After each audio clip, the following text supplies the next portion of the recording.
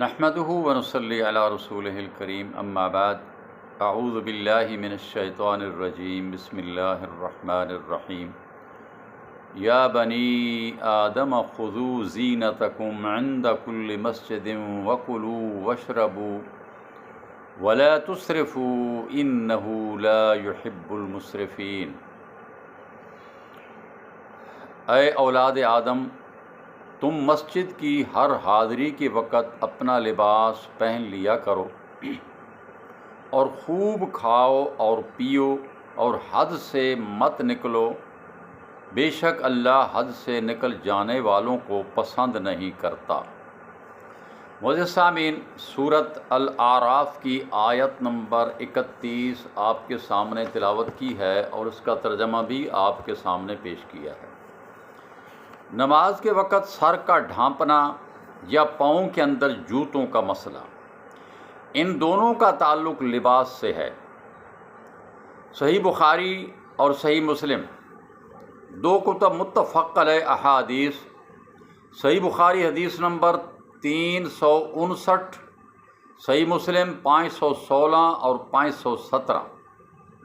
اگر کوئی دیکھنا چاہے تو یہ نمبر آپ مجھ سے پوچھ بھی سکتے ہیں اور میں کمنٹ میں انشاءاللہ نمبر لکھ بھی دوں گا۔ اسی طرح صحیح بخاری کی حدیث نمبر 354 اور 56، ان احادیث کے اندر اور مصنف ابن ابی شیبہ کی 2 احادیث کے اندر انسان کا، مسلمان کا نماز کے وقت لباس کا تذکرہ ہے۔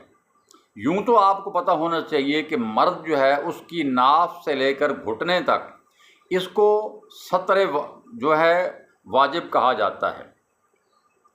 اس کا ڈھانپنا جو ہے یہ ہر شخص پر فرض ہے، الا اپنی منکوحہ بیوی کے سامنے کھولنے کے علاوہ وہ کسی کے سامنے نہیں کھول سکتا، یہ حرام ہے۔ یہ بات آپ کو پتہ ہونا چاہیے، ناف سے لے کر گھٹنوں تک۔ اب نماز کے متعلق صحیح بخاری حدیث نمبر 358 اور صحیح مسلم حدیث نمبر 516، یہ متفق علیہ حدیث ہے کہ رسول اللہ صلی اللہ علیہ وسلم نے ارشاد فرمایا کہ تم میں سے کوئی شخص بھی ایک کپڑے میں اس طرح نماز نہ ادا کرے کہ اس کے کندھے ننگے ہوں۔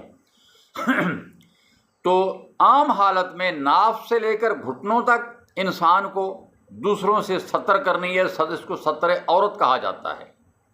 اور نماز کے وقت کندھوں کا ڈھانپنا یعنی کندھوں سے لے کر آپ یوں سمجھ لیے کہ آدھی پنڈلی تک، یہ نماز کے وقت لباس کم از کم انسان پر ہونا چاہیے۔ اس کے اندر ٹوپی کا، رومال کا کوئی اس کا ذکر نہیں ہے پوری احادیث کے اندر، کیونکہ یہ واجب نہیں ہے، سنت مؤکدہ نہیں ہے۔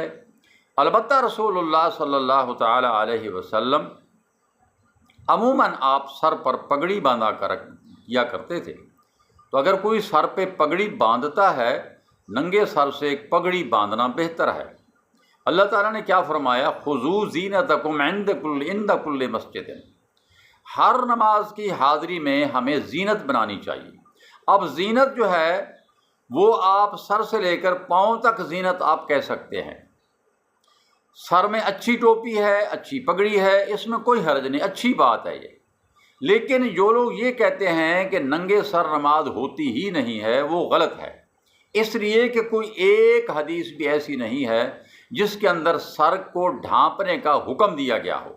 اصل میں زینت ہے یہ جو ہم مسجدوں کے اندر ٹوپیاں رکھتے ہیں پلاسٹک کی، وہ تنکوں والی ٹوپیاں، یہ صرف سر ڈھانپنے کے لیے ہیں، اور یہ گویا آپ اور میں یہ غلط کام کر رہے ہیں، اس لیے کہ اس سے ہم صرف سر کو ڈھانپ رہے ہیں، اس سے زینت نہیں بنتی ہے۔ اللہ تعالیٰ کو زینت چاہیے، اچھے سے اچھا لباس چاہیے کہ ہم ہر نماز کے وقت اچھا لباس پہن کر جائیں۔ یہ مستری لوگوں کو بھی دیکھنا چاہیے جو کام کرتے ہیں انہی کپڑوں کے ساتھ آ جاتے ہیں مسجدوں میں، اور بدبو بھی اٹھ رہی ہوتی ہے۔ یہ بھی اچھی بات، یہ بھی غلط بات ہے۔ ان کو چاہیے کہ جب نماز کی طرف آنے چاہیں جماعت کے ساتھ، 2-3 نمازیں ہوتی ہیں، باقی تو نمازیں انسان اچھے کپڑوں میں، صاف کپڑوں میں ہوتا ہے۔ مزدوری کے وقت انسان وہ کپڑے اتار دے یعنی جو نماز کے لیے پہنے تھے نماز کے وقت وہ کپڑے پہن لیں، صرف 1 منٹ لگتا ہے۔ لیکن سر کو ڈھانپنا اس کا کہیں وجوب نہیں اور نہ ہی یہ سنت مؤکدہ ہے۔ اتنی سی بات ہے کہ اگر کوئی شخص، اور نماز میں کوئی حرج نہیں ہے، آپ نے اگر جوتے پہنے ہوئے ہیں، رسول اللہ صلی اللہ علیہ وسلم کبھی جوتے پہن کر، عموماً آپ جوتے پہن کر نماز پڑھا کرتے تھے، اور صحابہ کرام بھی جوتے پہن کر نماز پڑھا کرتے تھے، اور کبھی آپ اتار بھی دیتے تھے۔ تو آج چونکہ ہماری مساجد کے اندر ماحول ہی ایسا ہے کہ ہمیں جوتے اتارنے پڑتے ہیں، اگر وہ کچی جگہ پہ نماز پڑھی جائے تو آج بھی جس شخص کے بھی جوتے پاک ہوں وہ جوتوں سمیت نماز پڑھ سکتا ہے۔ صحیح بخاری کے اندر بالکل واضح طور پر احادیث کھڑی ہیں۔ تو میرے بھائیو، یہ چھوٹا سا ایک سوال تھا کسی بھائی کا، اس سوال کے جواب میں نے بتا دیا کہ سر کے اوپر پلاسٹک کی ٹوپی، تنکوں والی ٹوپی، یہ زینت نہیں ہے، بلکہ یہ الٹا انسان نعوذ باللہ ایک غلط کام کر رہا ہوتا ہے۔ اچھی ٹوپی اگر ہے پہن لیں، اچھی پگڑی ہے پہن لیں، اچھی بات ہے، نہیں تو ننگے سر نماز پڑھنی بالکل درست ہے۔ اللہ تعالیٰ مجھے اور آپ سب کو عمل کی توفیق دے، آمین۔ وما علیہ الا البلاغ۔